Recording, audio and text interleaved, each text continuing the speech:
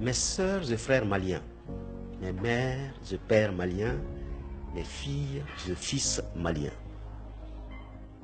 où que vous soyez dans la région de Gao, de Ségou, de Mopti, de Sikasso, de Tombouctou, de Kidal, de Koulikoro, de Kaï, de Menaka ou de Taoudeni, quelle que soit votre religion, quelle que soit votre langue maternelle, Bamanan, Bomu, Bozo, langue, Dogon, Peul, Soninke, Songoy, Mamara, Seinara, Arabe, Tamasiek, Hassania, Kasunke, Malenke, quel que soit le groupe social auquel vous vous identifiez ou auquel on vous identifie, que vous soyez un cultivateur ou une maîtresse de maison, un fonctionnaire ou un chef traditionnel, quel que soit votre pays d'origine, quel que soit le pays où vous êtes expatrié ou exilé, je m'adresse à vous. Peut-être que certains vont me demander ou se demander si ceci est une blague. J'aurais voulu que ce le soit.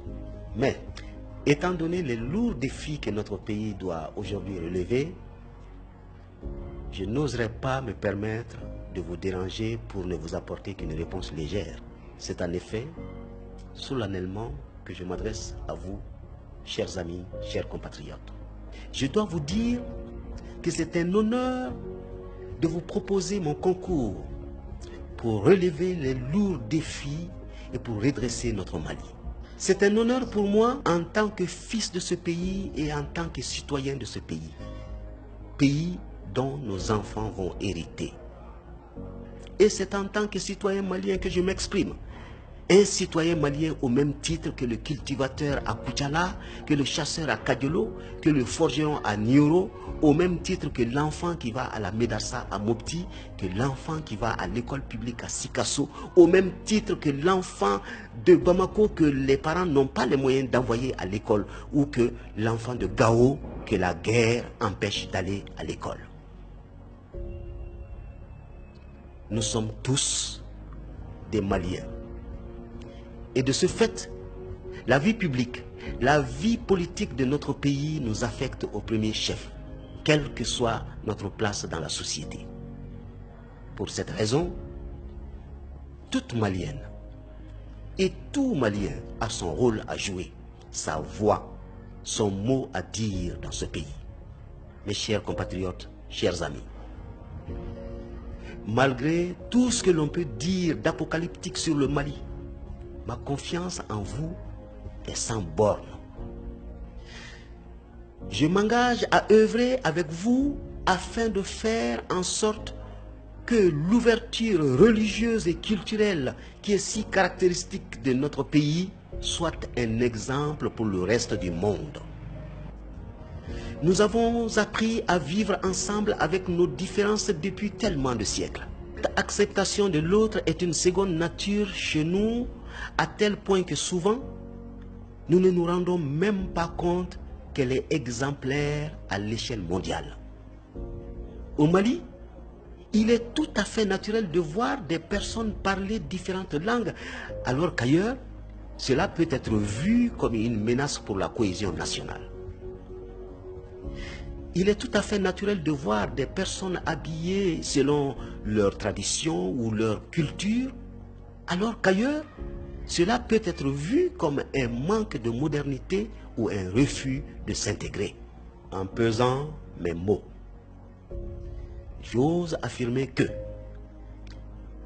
même s'il n'est pas parfait, que même si nous pouvons faire mieux et apprendre de nos voisins, le Mali est un pays exceptionnel en matière de vivre ensemble.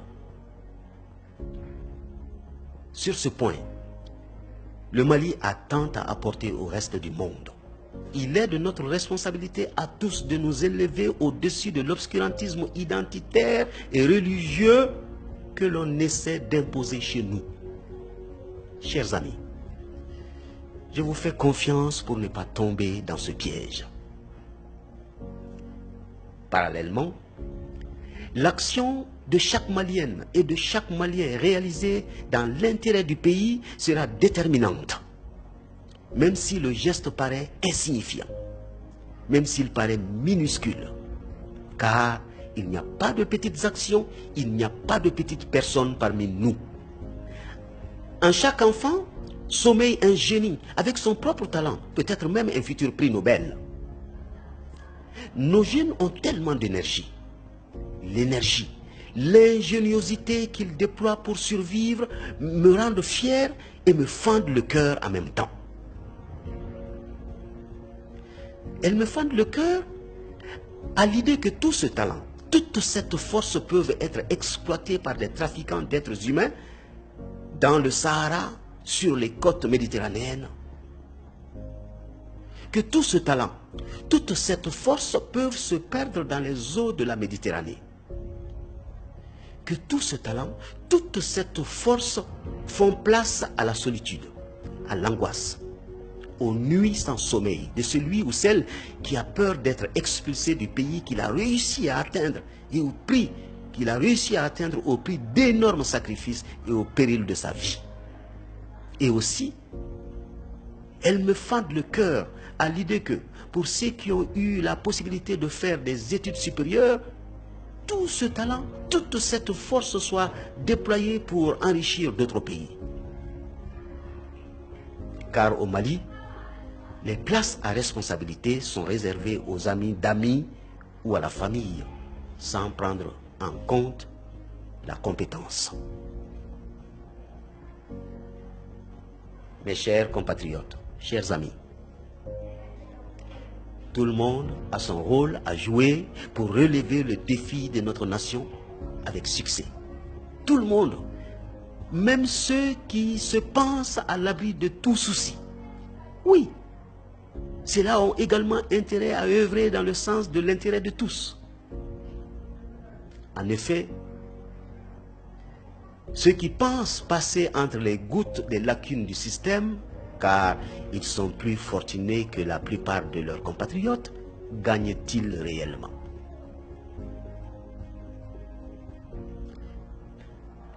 L'homme privilégié, lorsqu'il est malade, pour se soigner, il prend l'avion et va se rendre dans un autre pays. Et bien sûr, il ne bénéficie pas de la sécurité sociale dont même les plus riches d'autres pays ne se privent pas quand ils y ont accès. Sans parler du vol médicalisé. Et par ailleurs, même si l'homme fortuné a envie de gaspiller son argent, s'il a une urgence médicale, son urgence va devoir attendre le prochain vol.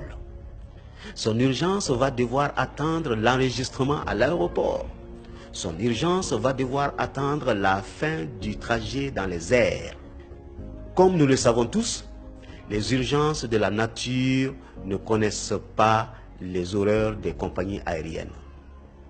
Au nom de quel luxe peut-on risquer de rendre l'âme à l'aéroport ou à bord d'un avion? Ne serait-il pas plus avantageux pour cet homme privilégié d'aller à un hôpital près de chez lui à 20 ou 30 minutes? Les parents privilégiés, après le bac, leurs enfants s'en vont étudier à l'étranger. Mais ils peuvent payer jusqu'à 20 fois plus cher que les étudiants ressortissants du pays d'accueil. Ils ne peuvent pas rentrer voir leur famille et leurs amis le week-end ou pendant les fêtes pour se ressourcer. Alors que les étudiants locaux, même les plus démunis, peuvent faire cela. Combien de fois par an les parents privilégiés au Mali peuvent voir leurs enfants partir étudier à l'étranger? Pourtant, un parent malien n'aime pas moins son enfant qu'un parent d'un autre pays. Les enfants manquent aux parents, les parents manquent aux enfants. Mais pour que cet enfant ait un avenir, la séparation doit avoir lieu pour nous ne savons combien de temps. Ensuite, une fois le diplôme en poche, les enfants se marient. Ils ont à leur tour des enfants dans le pays d'accueil. Les petits-enfants connaissent à peine leurs grands-parents, alors que les grands-parents des ressortissants du pays d'accueil font partie de la vie de leurs petits-enfants. La transmission disparaît. Pourtant, la transmission fait partie de la sève de notre pays. Elle a été notre force pendant tant de siècles. Les personnes privilégiées, quelle que soit la taille de leur maison, quelle que soit la splendeur de la façade, quelle fierté peut-on vraiment en tirer lorsque, pour y accéder, il faut rouler sur des ruelles boueuses et cabossées, lorsque, à l'heure du dîner, l'électricité se coupe et qu'il faut attendre que le groupe électrogène se mette en marche pour finir son festin. Les personnes privilégiées, quand les terroristes frappent les civils maliens, qui visent-ils en priorité? Et les moustiques qui transmettent le paludisme, regardent-ils le contenu du porte-monnaie ou le statut social avant de piquer? Chères Maliennes et chers Maliens, chers amis, ceci n'est pas un manifeste contre les personnes qui ont de l'argent. Non, non, non. C'est un rappel que le sort du Mali est l'affaire de tous les Maliens. C'est un appel à chaque compatriote, qu'il soit riche ou qu'il soit pauvre, à travailler main dans la main avec son voisin, car sans cela, aucun Malien, même le plus riche, ne pourra être gagnant. Encore une fois, je vous fais confiance, car en réalité, vous êtes ma source d'inspiration. Je suis admiratif devant la capacité des Maliennes et des Maliens à se réunir dans les 4 coins du Mali et dans les 4 coins de la planète pour de grandes causes. Mes chers compatriotes, chers amis, malgré tous les problèmes qui font de chaque journée une épreuve supplémentaire, je vous ai vu tant de fois travailler ensemble et vous rassembler dignement pour revendiquer ce dont en quoi vous croyez et pour réaliser des projets là où l'État faisait défaut. Pour cela, je m'engage à œuvrer pour que votre dur labeur soit suivi et reflété au niveau des instances de l'État, car, mes chers compatriotes, chers amis, vous ne méritez pas moins que cela. Je m'engage à œuvrer pour rallumer en chacun le sentiment d'appartenance à une même nation, le Mali, notre patrie.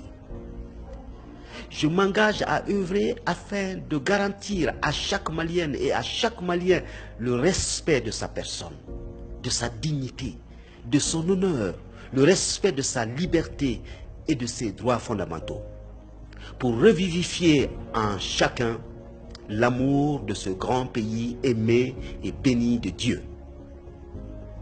Je m'engage à œuvrer pour faire cesser la sélection sociale injuste qui consiste à favoriser une minorité au détriment de l'écrasante majorité. Cela implique nécessairement d'accorder une égalité des chances à toutes les Maliennes et à tous les Maliens. Mes chers compatriotes, chers amis, restons debout, gardons la tête haute, tous ensemble, rejoignons le mouvement Mali et Amber et Taï. Que chacun vienne tel qu'il est et il sera accepté comme tel, sans aucune distinction ni discrimination. J'appelle toutes les Maliennes et tous les Maliens à se mobiliser et à mobiliser partout autant que possible autour de ce mouvement Mali et Amber et Taï. Le Mali redeviendra l'une de nos plus grandes fiertés. Que Dieu bénisse le Mali.